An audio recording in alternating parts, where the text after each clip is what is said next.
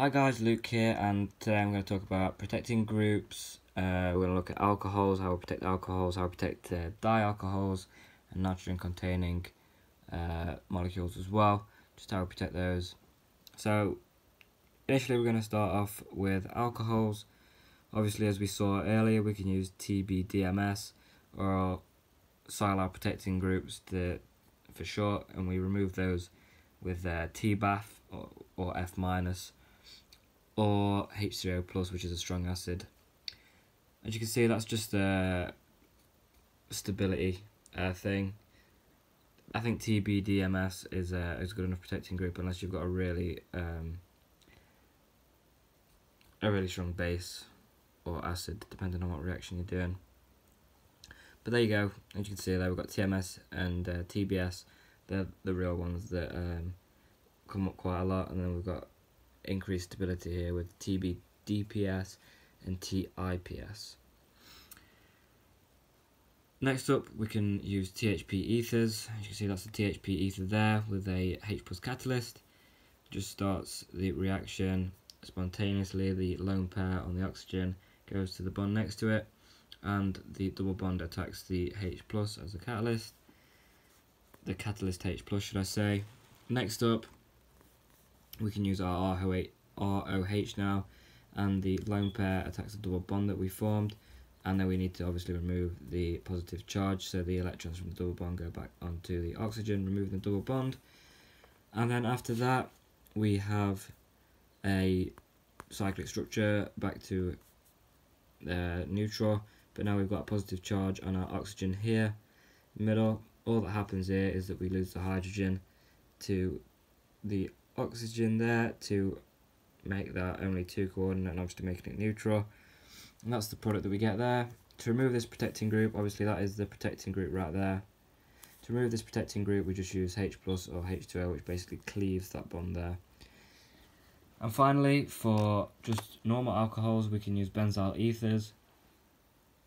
Obviously we've got the ROH there. That's the benzene part. We use a sodium hydride catalyst as well.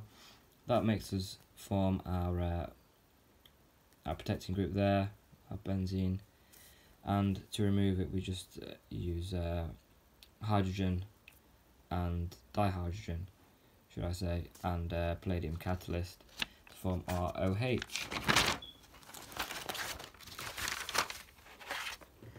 So next up, we've got the diols, the dialcohols, however you want to call them. We can use acetonide for this. As you can see, we've got the dialcohol there. Acetonide, we use a ketone and H+ catalyst.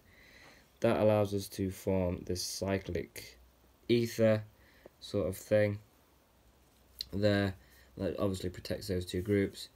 And to remove the protecting group, we just use 2 molar HCl or H3O+, just a strong acid, to remove these carbons there, and just effectively reprotonate our groups.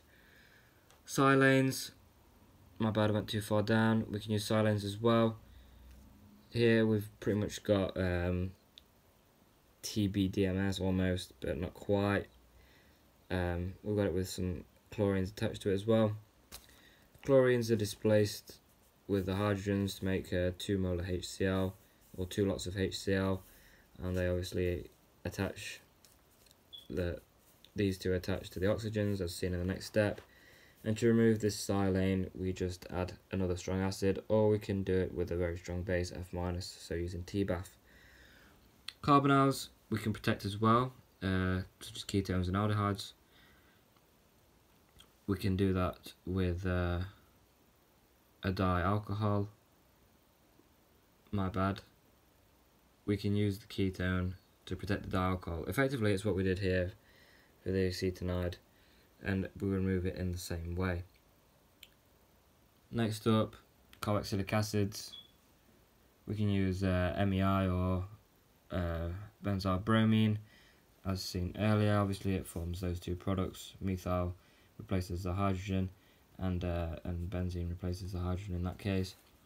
To remove to remove the methyl, we use NaOH, and to remove the benzene, as saw earlier, we use H2 and a palladium catalyst. And we can also add this alkene here with H2SO4, which is obviously a strong acid, forming this group here, and then we use TFA to block that as well. To regenerate our carboxylic acid there. Finally, for the protecting groups, I believe there's a couple more after this, but we're on to the nitrogen protecting groups now. Here's another one we've already seen, carbamates, or BOC in this case. As you can see, we've got the NH there. That's the structure of BOC2O, which is obviously something you need to remember. And basically just adding BOC2O adds straight onto the nitrogen, and that can be written as RNH BOC as well. And obviously using TFA we can get back to the original state. The deprotection step, here's a little quick mechanism of how you do this. That's TFA right there. The lone pair on oxygen can attack the hydrogen there, and that can give us O minus, basically TFA minus effectively. Then we've got R, N, H. I'm just listing exactly what's there. Basically all we've done is added the hydrogen, but now we're going to want to remove the hydrogen.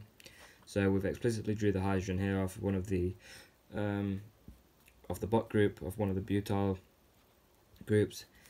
That can move onto there. This is very similar to something we've seen as well. I'm pretty sure it was I don't know exactly what it was, but it was definitely something. I think it's the carbocupration, somewhere around there. Anyway, put the hydrogen there, move it across so that we can remove this, and then obviously removing the hydrogen as well to make the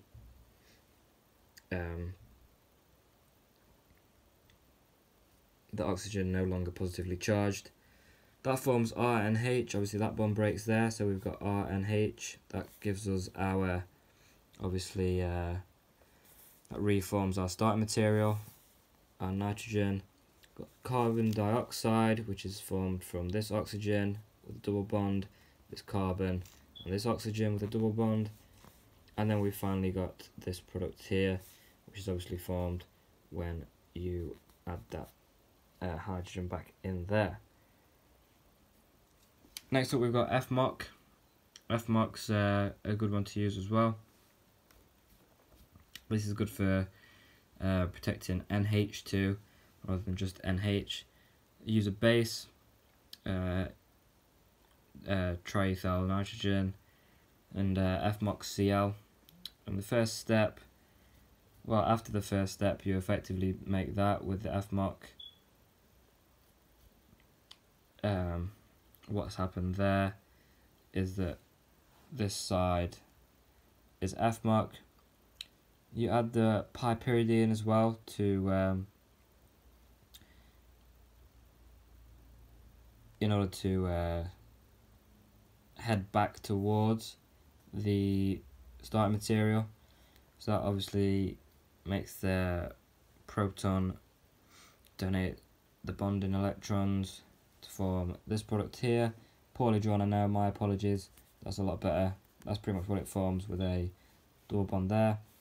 And then we get this product. I want to remove this, but obviously we've got an O minus here because the negative charge has gone onto it from there.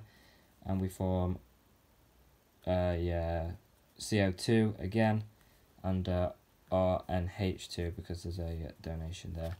And that just goes back to where we started. Finally, we can use CBZCl, which we'll see in a bit, for peptide synthesis. This is used for NH2 as well. There is CBZCl. It's basically a chlorobenzene sort of derivative. But that adds in the way you'd expect. Chlorine gets displaced on this side and attaches to the nitrogen here, which displaces a hydrogen, and we obviously just get this chain. To remove it, we simply add H2 and a palladium catalyst again. As you can see, there's quite a common trend with how to remove things. A lot of it is using dihydrogen and palladium catalyst. And finally, we've got the sulfonamide, or the tosylate. As you saw, tosyl earlier in the alkyl silanes or allyl silanes as well. We've got this is for NH2 as well. TSCl, we just add a chlorine to our tosyl group this time. That obviously, as we've seen many times, gets displaced by this. The hydrogen gets displaced by the chlorine, we get HCl, and that bonds there, as you can see right there. RNHTS, you can write it like that. And to remove that, we just have to add sodium and NH3, and that goes back to our NH2. So that's been protecting groups. There's a lot of protecting groups on that page, so I'd watch this video a few times just so you know them. Mechanisms obviously haven't been included, but you might need to know them as well, so make sure you're kind of comfortable with how to add and remove these things. And with that, next time we're going to look at peptide synthesis.